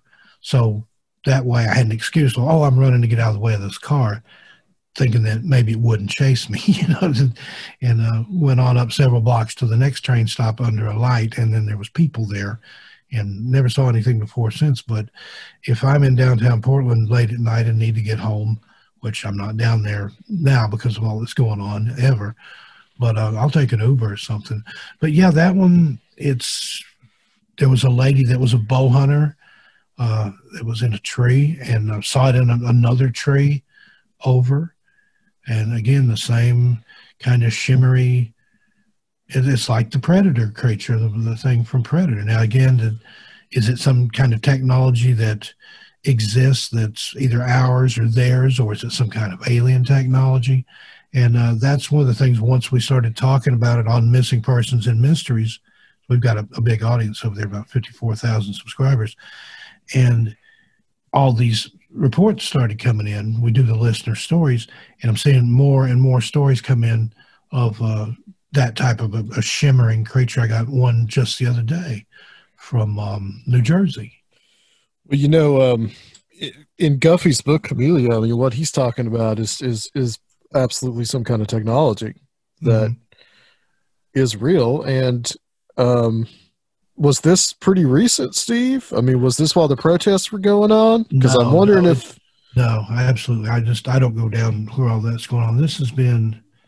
Well, with all the federal agents and stuff, that's what I'm wondering. That's why I'm kind of asking that. You said the Phantom Clown show we did was in 2016? Yeah, 2016. It would have been around the same time then, because I was still working at the same place I was working when we did that show. Okay. So it would have been about 4 years ago. And that was my first encounter with anything like that, before or since. But I was familiar with, there were some isolated reports and stuff, but it's becoming more and more prevalent. Just on our channel, we've had probably half a dozen stories of the Glimmer Man come in. And it's funny how you get these things. You're talking about Tim Renner and Strange Familiars. They've got the Flannel Man. Well, I've got a story on my channel that I heard 15 years ago. Turns out it was a Flannel Man encounter. I just didn't know that that's what it was. Oh, really? Guy I knew was angry with his boss. He'd gone out for a stomp in the woods, just to kind of burn off some steam, and got lost and ended up being out there for 2 days. Thought he was going to die. Oh. And then he heard this thump, thump, thump, thump, and he comes across a guy in a flannel shirt and flailing away at a tree, and said the guy, I don't think he even talked to him. If he did, he didn't have much to say, but he just kind of motioned up the bank. And so this friend of mine, he went up the bank, and sure enough, there's a dirt service road up there. And he just kind of collapses, and eventually Park Service truck wanders by, stops and picks him up, and he tells the guy, he said, yeah, if that woodcutter, the woodsman down there, the lumberjack, hadn't pointed, he said, I had no idea I was that close to the road. He said, I've been going in circles and going the wrong way. And the Park Service employee looked at him like, lumberjack? And he said, yeah, there's a guy down there cutting trees, and he's the one that pointed the way out. So Park Service employee's like, okay, wait just a minute. He gets out of his truck, goes down the hill, comes back a few minutes later, and the guy's like, well, I hope I didn't get him in trouble or anything. And, because he did basically maybe save my life, they've got him back to the ranger station, which was just a short ways away, giving him water and snack crackers to eat and things. And then he noticed that the ranger didn't acknowledge it or say about it. And he asks again, so, well, what about the ranger? You're not going to arrest him or anything? Or what about the woodsman? You're not going to arrest him or anything, are you? And the ranger said, son, there wasn't anything down that bank. There was no lumberjack in a flannel shirt. There was no evidence of anybody having cut any trees down there at any time. And he's like, we sort of frown on that kind of thing in the park anyway. This was in a state park. Wow. So, yeah, I'd heard that, like I said, 15 years ago. Was when I was still in Tennessee, and it had happened, prior to then. And I never heard it called that until I started listening, on Strange Familiars, and they started talking about these encounters with the Flannel Man. Now, he's not always benevolent like that, but he is sometimes. He's just kind of there.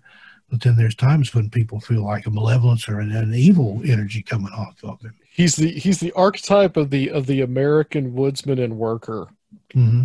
That's kind of how I see it, and I think that is something that feeds into this phenomenon as our own kind of archetypes. Yeah, well, there's an organization, fraternal organization called the Woodmen of the World or Woodmen of America, and that's kind of their little logo guy or whatever is a guy in an axe wearing a flannel with an axe. Paul Bunyan. Yeah. Yeah. Heather, is there any kind of weird stuff like where you're from that is interesting? No, we're boring here. No, I mean, there's all kinds of stuff that happens here. There's Bigfoot sightings are probably the most prevalent. Like I said, the Minerva Monster was just right outside of where I grew up. So we've had that, and Grassman, another term for Bigfoot creature. That's all in this part of Ohio. I wanted to ask you about that. I'd mentioned that earlier. What is the difference between Grassman and Bigfoot, or is there any difference? So I have heard, I don't know. So I guess in my uneducated mind, when it comes to different types of Bigfoot, I would say that they're just different types of Bigfoot. Like, I mean, it's Bigfoot, right? And then you have these subsections. I've heard that Grassman is more aggressive. I don't think that he's as tall as other types of Sasquatch, but he is more aggressive from what I've heard. So we've got the Bigfoot sightings. There have been UFO sightings. There's hauntings around the area. That's something that I've been looking into more because I've been going ghost hunting or paranormal investigating as often as possible recently. And, that sort of thing. I can't think of anything like Dogman, or any type of Flannel Man encounters that I've personally heard of. So that, I don't know. nothing super exciting. I am not too awfully far from like Athens, Ohio, where they have, I guess the Ohio University, OU. The campus is set up in sort of a pentagram shape, they say, and there's all kinds of things that happen there. And I'm really fortunate to be just within a couple hours of some really awesome places like Moundsville, West Virginia. Of course, the mounds are there, but there's prisons. I'm not far from Mansfield or Shawshank Prison, I guess, if you're familiar with Shawshank Redemption. Yeah, I've been up to Mansfield. Yeah. Yeah, so it's a beautiful building. So I'm just kind of in the center of all of these places. We have mounds around here. I actually, if you do a little bit of digging, you can find some books that people wrote a long time ago where they, at least for Ohio, they mapped out every known mound or Native American building that is still like the foundations or whatever. And they, by county, they have it marked on a map. And I've called around to some places. I've gone and looked at some, and it's actually really sad. A lot of these mounds were either flattened for farmland or just all out destroyed. Of course, they've worn down over time because they weren't anything massive, you know. The Serpent Mound obviously is one thing down in southern Ohio, closer to Cincinnati, but and that's not super tall necessarily, as it's really long. It's not like the Grave Creek Mound in Moundsville that is the largest conical mound this side of the Mississippi. But, you know, they're smaller mounds that definitely the people that I've talked to that were aware of them when they were children before they were flattened out to be farmland, they said they knew something was off about it because it was in the middle of nowhere, that like the mound had been created, you know, it was in the middle of a flattened area and then there was a small mound. But yeah. Well, we've got here, like in now, like I know Nashville, there were mounds in Nashville. They just got flattened eventually. Sir Fiel knows all about that. He studied that. Like actually, like that area where the Titan Stadium is now, Steve. That area, there used to be mounds in that area. Yeah, there's still some in Middle Tennessee, farther north in Fentress County, in that area. Of course, you got Old Stone Fort in Manchester. There's also south of here in North Georgia, there's the Etowah Indian Mounds. And Macon has the Okmulgee, I think was the name of it. And that whole, that was an entire civilization that really left its mark on the American landscape and is just gone. Yeah. Etowah is a fascinating place. Yeah, I don't know if you guys have ever been there, but it's I've been there. Absolutely fascinating.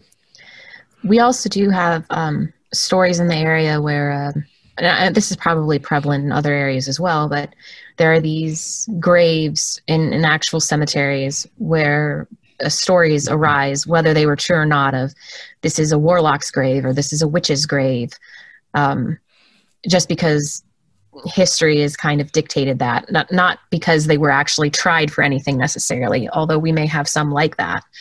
It's just a story that turns into like an urban legend, and so kids show up and check it out and spook each other, you know, that kind of thing.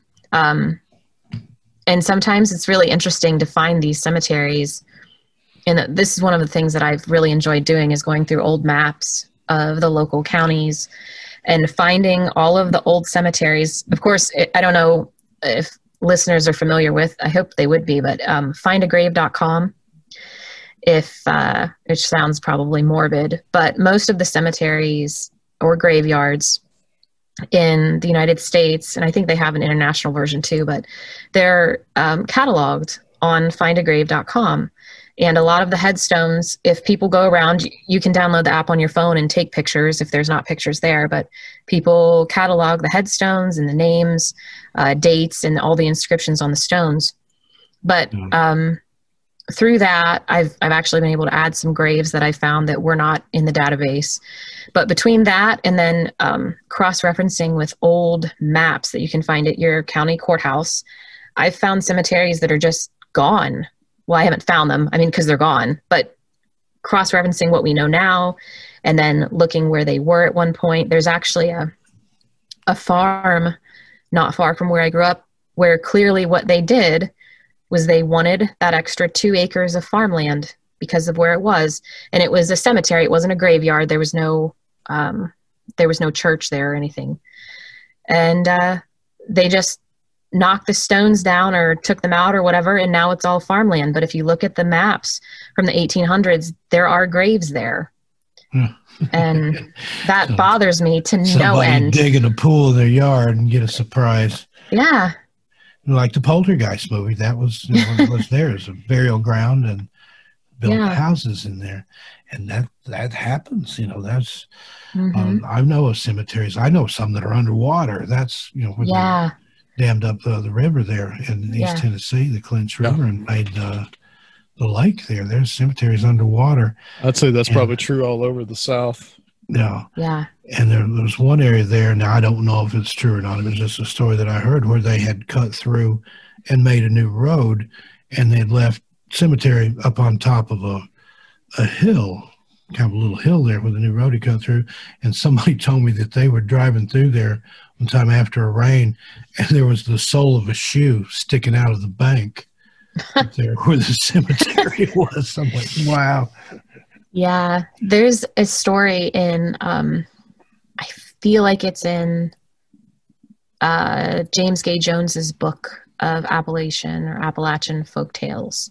I think it was either in his or Ruth Ann Music's, but I'm pretty sure it was James Gay Jones. And he recounts when the Tennessee Valley Authority came in and they started to, dam up different areas. Certain places were going to get flooded just to control unwanted flooding in other areas. And there's a ghost story in there where local workers had to come in, and their job specifically was to dig up these bodies and relocate them to higher ground because the town was going to be underwater soon and people wanted to have access to their loved ones that had passed away. And so the one story goes that a woman shows up as the men are digging up these graves, and she just stands at the gate and she weeps. They try to talk to her. She doesn't acknowledge them. This happens for a few days. And then at one point they show up and there's only, instead of the woman, there is a vase or a bouquet of flowers off in the corner where there is no headstone, no marker. It's just off on its own. And they finish digging up. They go home that night, and the foreman has a dream where this woman appears to him, and she explains that she lost her baby and the baby was buried right where those flowers were. And please don't let my child not get moved. I want my child to be moved like everybody else. But of course the baby wasn't marked. And so the next day he gets there with his men, and they're getting ready to go to a different cemetery. And he said, no, we got to go back to the other one, which was to their surprise. But they start digging where the flower bouquet was. And sure enough, there's a baby skeleton. And then they were able to relocate the baby. But yeah, those kind of stories are fascinating. And you can actually go online, again, if you're willing to dig, and find a list of all of the ones that were relocated. And there are quite a few, actually, that were unnamed, no markers. They just found the bones and relocated them. That happens. There was an old graveyard there in Oak Ridge that was kind of forgotten, because that'd all been farmland and things in there before the Manhattan Project. Mm-hmm. And I used to go and visit, I can't remember the gentleman's name, but he was like a prophet. He foresaw and foretold the war, and that there would be a town there and things.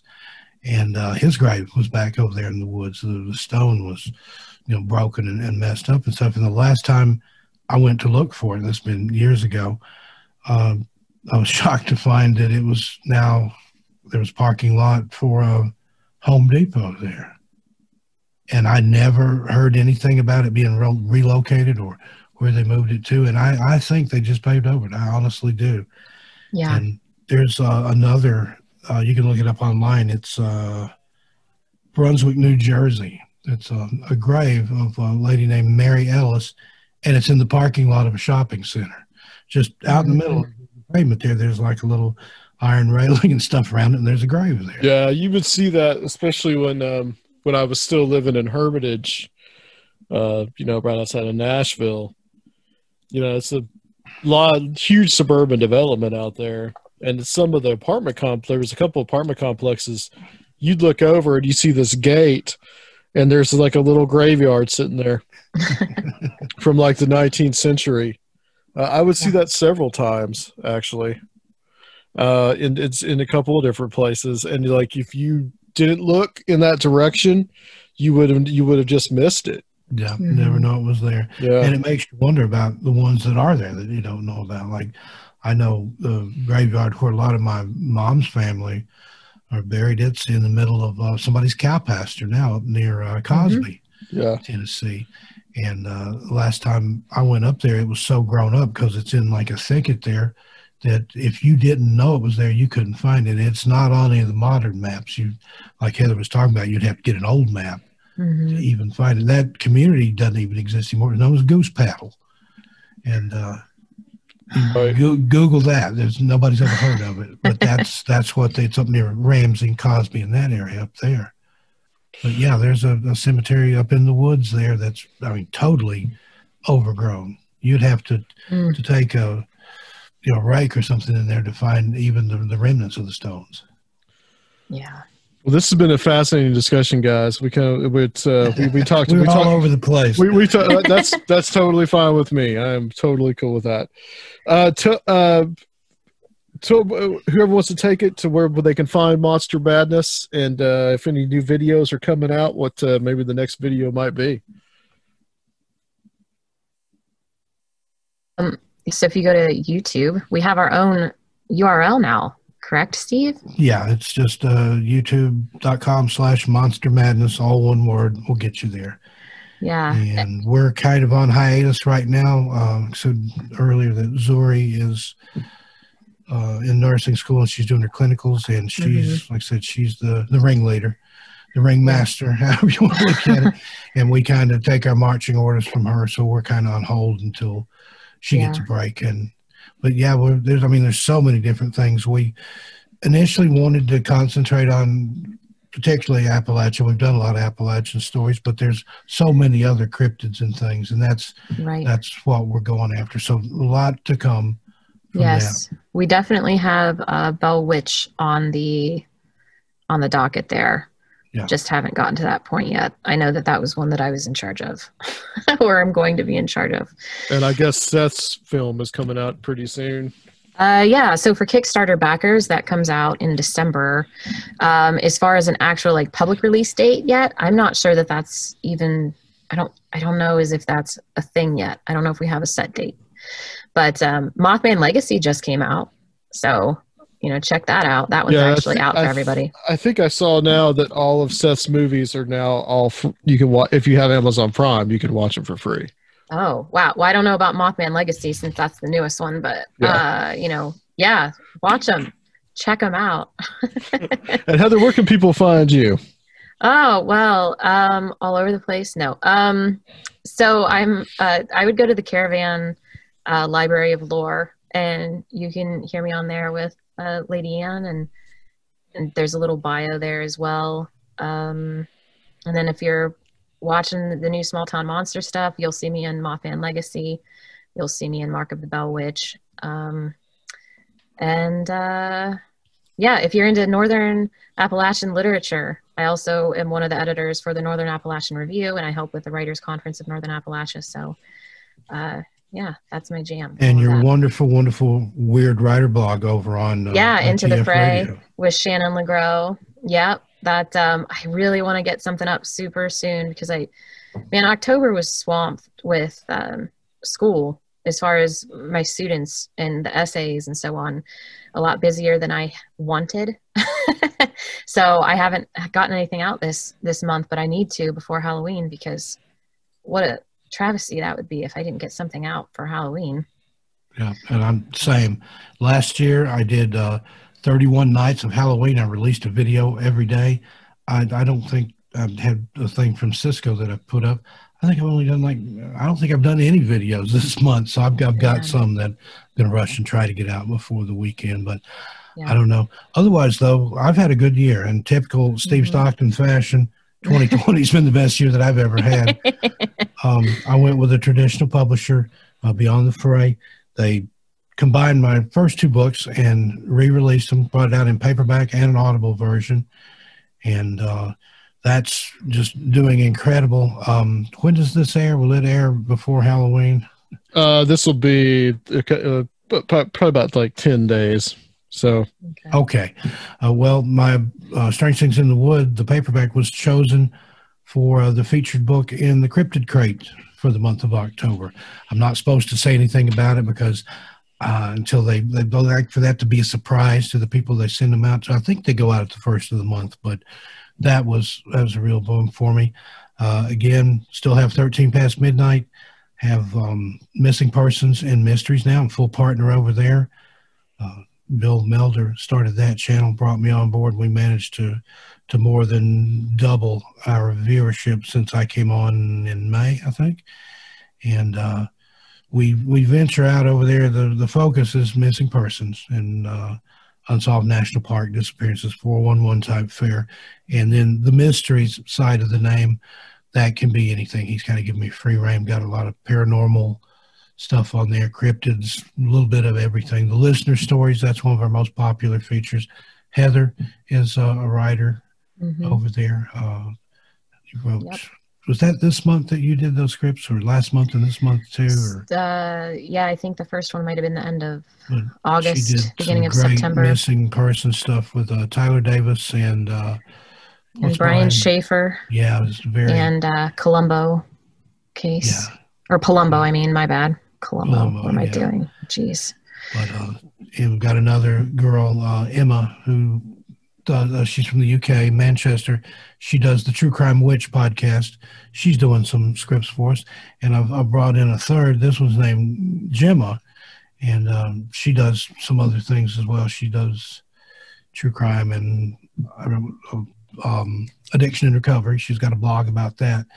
And looking forward to what she's going to bring on board too. So now that's taken the weight off Bill and I with these excellent writers. I mean, we got some good stuff. A professor from, for heaven's sake, we should be writing for you, Heather. I love writing. But I love it. It's freed us up to hopefully make more videos. We've had some other things going on. Bill's had some health issues, some personal issues that kind of slowed us down a little bit this month, but we're coming back with a vengeance. So Steve, what's your website and that channel called again? I don't have a website. Have 13 Past Midnight and Missing Persons and Mysteries. And then I'm also all over the place. I do Monster Madness. I guest here and there. I've been a guest on the Caravan. I've done more shows this year than probably all the other years put together, and the majority of them have been during this month. I've been on Coast to Coast, and, Darkness Radio with Dave Schrader, and I've been on there before. Now I've been on here. This weekend coming up, Halloween weekend, I'm on Night Dreams Talk Radio with Gary Anderson. And I've got several episodes that I pre-recorded for other people, and they're all coming out like Friday and Saturday. So it's going to be a Steve Stockton weekend, I'm afraid. Anywhere you go, you find me. I'm on, I can't even remember. I've done so many, I can't remember. Well, you just, the Halloween for Into the Fray just came out too. That one's coming out. I did, who's the girl that does the Deprogrammed? Melissa Martell. Yeah, I did a show with her, even though it's a departure from what she normally does. She wanted to do a history of Halloween and folklore and things. That comes out, I think, Friday or Saturday. Friday, it's the 30th. So all again, and there's a lot more. I'm sorry that I can't remember them all. So anybody listening, if I'm on your show and I didn't pitch it, I'm sorry about it. All right. Excellent. Thank you guys so much. And everybody, please check out Monster Badness on YouTube. And I'm going to close this. Thank you, Heather. Thank you, Steve. Yeah. Thanks for having us. Thanks, Heather. We're gonna close this section out, and I will be back to close out the show on Conspirinormal.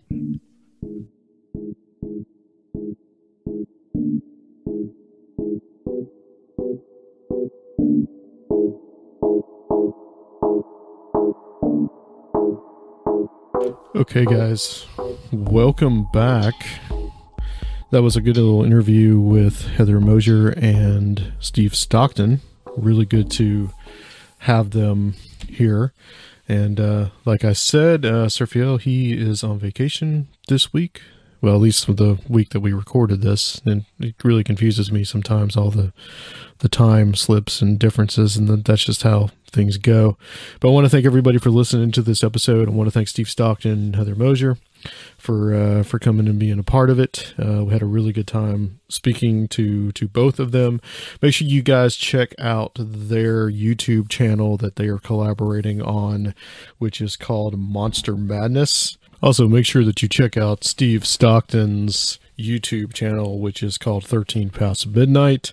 There's some great stuff on there as well. And like I said, I could listen to Steve read the phone book. Well, that's it, guys. This was a rather long episode, so I'll just leave it here. We will be back next week. We are going to have a very special guest. Richard Spence is going to be joining us, in which I may have already recorded that episode. I don't even know at this point. So make sure you join us. Again, Conspirinormal. Go to patreon.com/Conspirinormal. Show us some love, show us some support there. That goes into helping making this show and things like Strange Realities possible.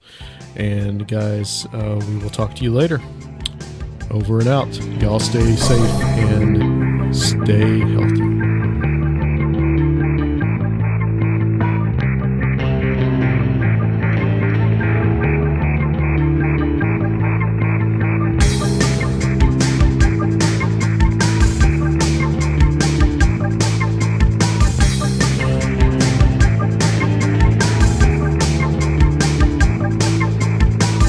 If you would like to help the show, please consider becoming a Patreon at www.patreon.com/Conspirinormal or leave a one-time donation at Conspirinormal.com. And please check out our YouTube channel, Conspirinormal Podcast.